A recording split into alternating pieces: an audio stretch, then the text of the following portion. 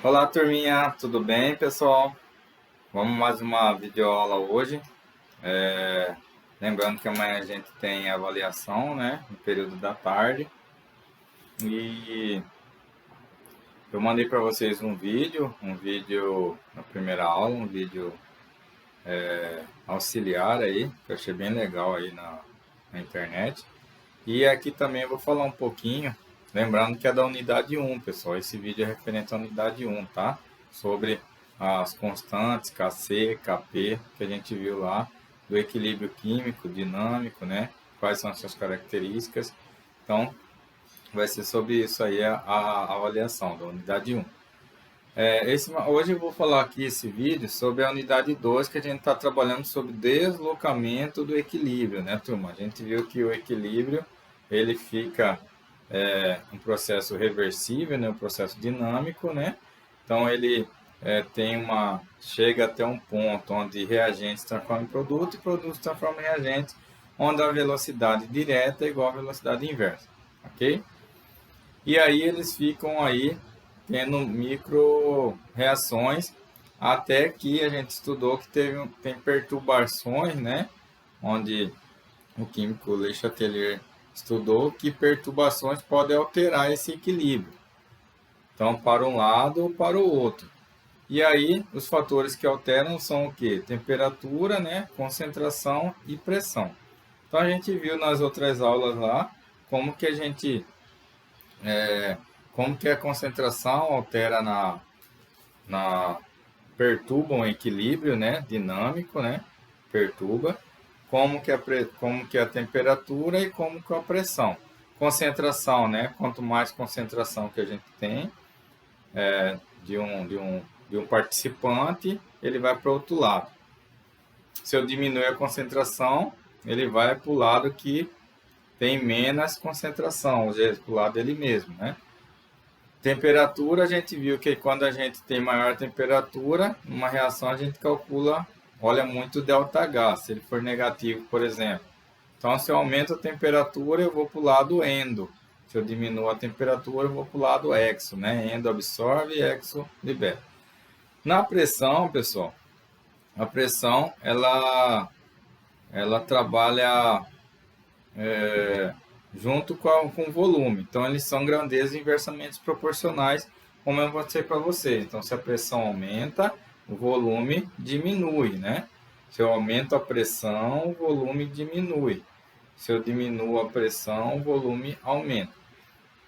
E a gente viu também que isso é calculado por coeficientes estequiométricos, né?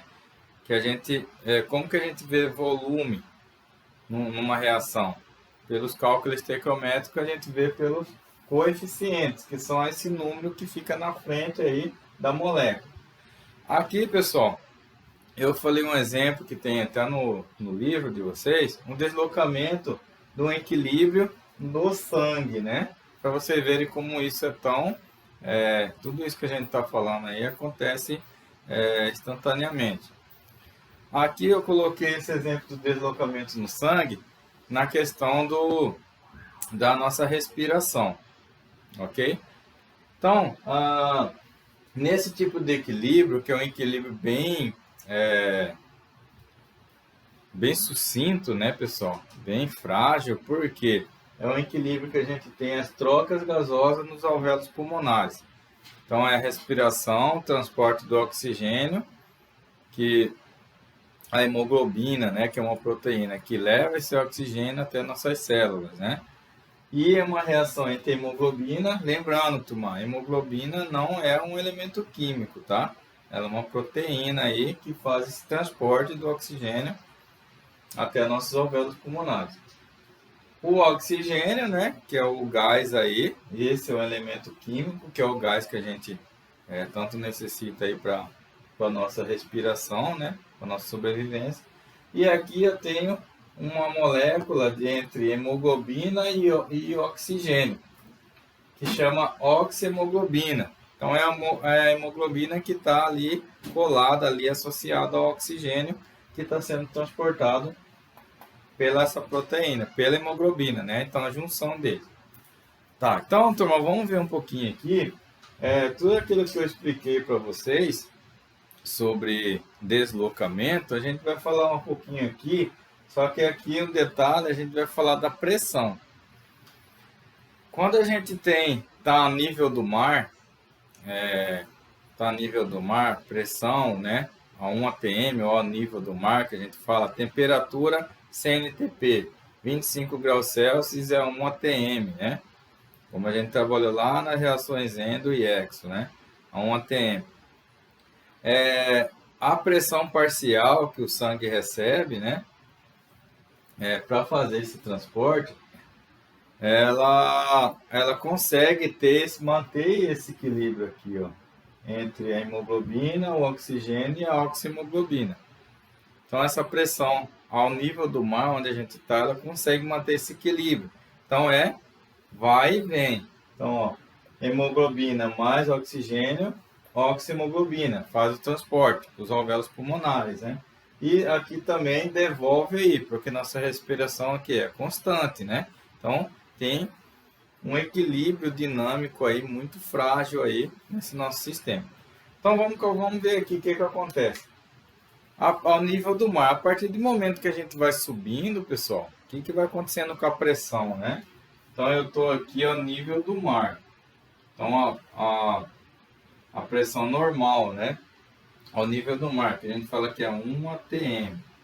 A partir do momento que eu vou subindo, ó, pessoal,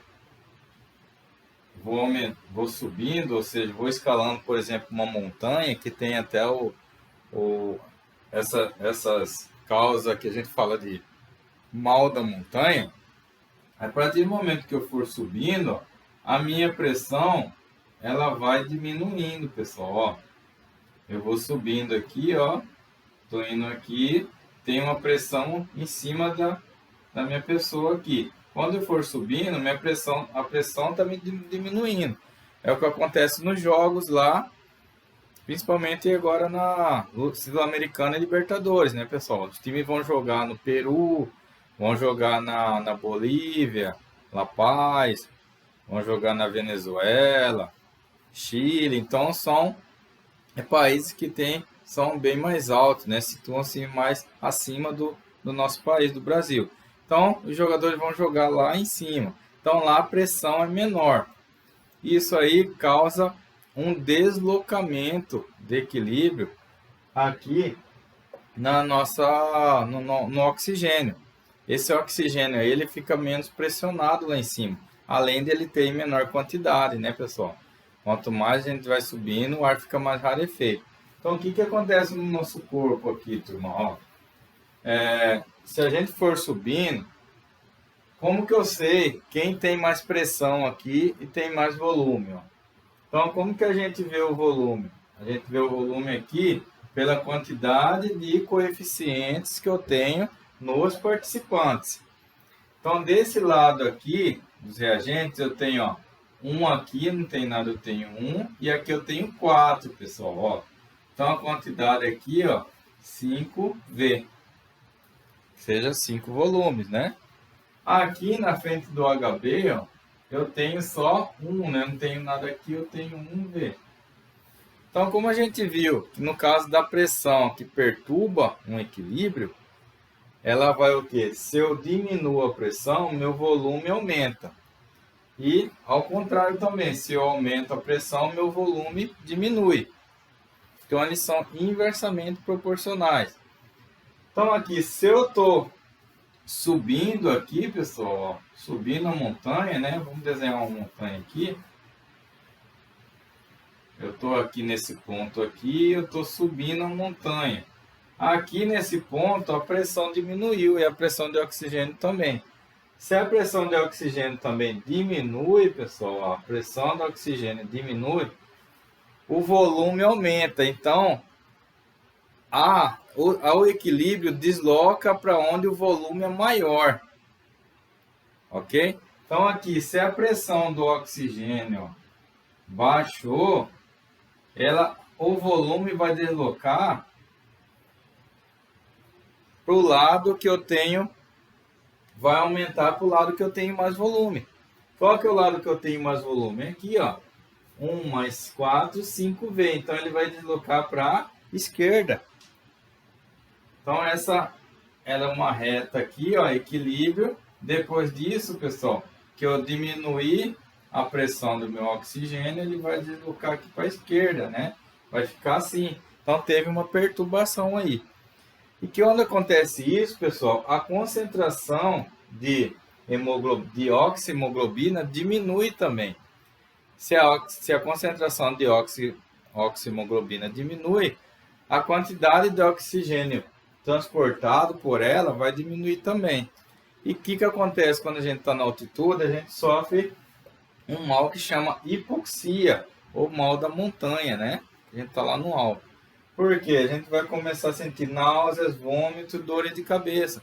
Isso aí, turma, alguns jogadores sentem, alpinistas, né? Quem faz escalada, sentem aí quando está lá numa altitude bem mais alta do que a nível do mar. Então ele vai sentir esse tipo aí, por quê? Pela diminuiu a concentração parcial, diminuiu a pressão do oxigênio, se diminuiu, aumenta a concentração, diminui a concentração, desculpa, da oxihemoglobina, e que é o transporte aí do oxigênio para o nosso pulmão. Então, a gente vai sentir mais ofegante, né? Porque tem falta de oxigênio. O que o corpo faz para equilibrar isso aqui? Então, se teve uma perturbação, agora a reação vai trabalhar no sistema que ela tiver, no caso, no nosso corpo, para voltar a esse equilíbrio normal. Quem que vai trabalhar para fazer isso? Nosso corpo vai o quê? Vai produzir mais hemoglobina, porque tá assim, pessoal, ó, o barco está para a esquerda. Então, o corpo tem que produzir mais hemoglobina para quê? Para igualar aqui, ó, tem que aumentar aqui, para quê? Para que ele faça assim, ó, e volte ao normal. Ok, turma? Então, isso aqui acontece no nosso corpo. Então, quando vocês vão fazer uma caminhada ecológica aí, subir serra, aí que o pessoal vai na Serra do Vai Quem Quer, né? Tombador, enfim, alguma dessas aventuras, quando mais você estiver no alto, a pressão do oxigênio vai baixando, né? E isso influencia fortemente nesse transporte que a gente tem entre as trocas gasosas nos nossos alvéolos pulmonares, feito por essa proteína, que é a hemoglobina, que não é um elemento químico, o oxigênio e a junção das duas, que é a oxihemoglobina. Beleza, turma? Então, assim, um exemplo que eu achei legal no livro, passei um vídeo para vocês, né? Pra gente, hoje eu vou deixar amanhã só os vídeos mesmo, para vocês se prepararem bem aí para fazer a prova à tarde, a partir da 1h30, tá na plataforma até as 5h30. Beleza, galera? Um abraço aí, qualquer dúvida é só chamar aí e perguntar, ok? Até mais.